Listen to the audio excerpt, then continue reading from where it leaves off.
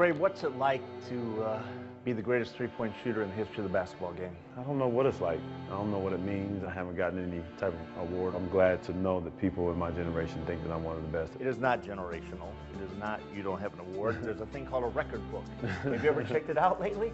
Yeah. I mean, you own the record book. I don't think I ever set out to be the greatest three-point shooter that the league has seen. But as I start playing, I start realizing how important working on your craft is. That got me in the gym earlier, because I want to be in the gym where I can think about my game and think about every shot and think about every routine.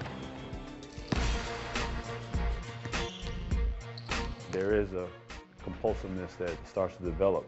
On shooting rounds on the road, I got to catch a cab so I can get back to the hotel, so I can get my stuff together to get back to the gym again. Because I have this like nervousness about not making the next three or not making the next free throw, that the only way it can go away is if I'm there doing it. That way I can not even think about it, like it's going in, I see it going in. Most guys that are shooting standstill shots, they have to wait for the perfect moment, or they're just sitting there, their feet's planted. The minute somebody runs you off, then you got to get to that spot again and plant your feet. But for me, I just separate by getting in the air and trying to move in different ways. You got to keep your legs strong and ready. That's the one thing, is I always got to keep these legs strong.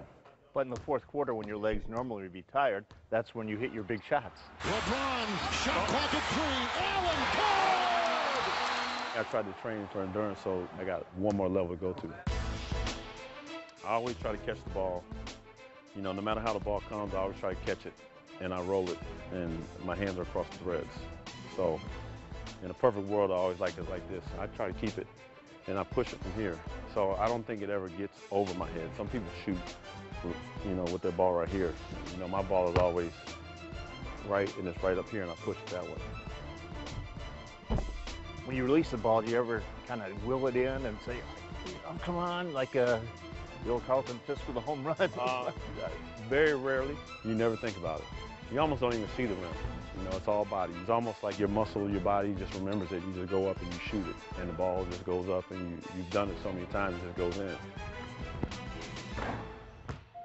What's the difference in the big three in Milwaukee, Boston, and now supporting the big three in Miami? The big three in Milwaukee, we didn't have a lot of experience. We knew what we wanted, we talked about it, but we hadn't been through the real rigors of the NBA. The big three in Boston, that was the case. We had been let down, we've been on bad teams. We were fed up with mediocrity. So that spawned that great 2008, because there was no denying us. This big three here, that they've had all of that. When I came, they didn't talk about winning last year, they just talked about winning this year.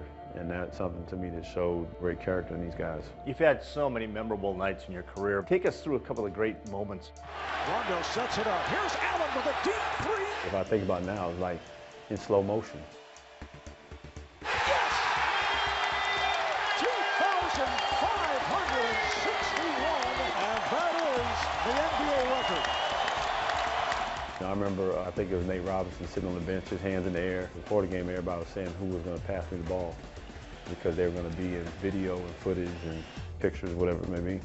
And then this year, again, it was Reggie Miller's name that you erased from the record book.